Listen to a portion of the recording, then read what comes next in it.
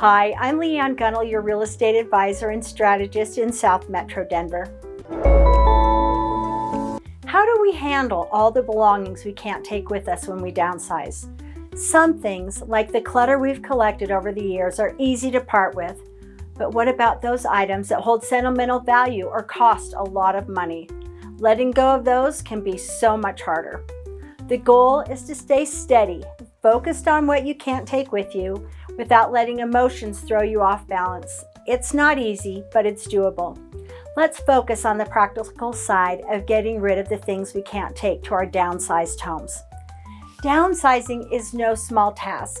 Every space from the attic to the basement needs to be tackled. Closets, drawers, dressers, and storage areas.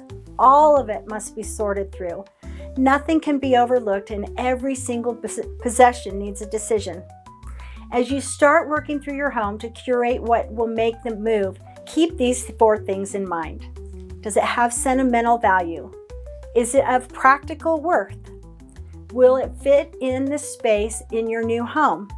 And how does it align with your new style? I'm Leanne Gunnell and would like to help you through your downsizing process.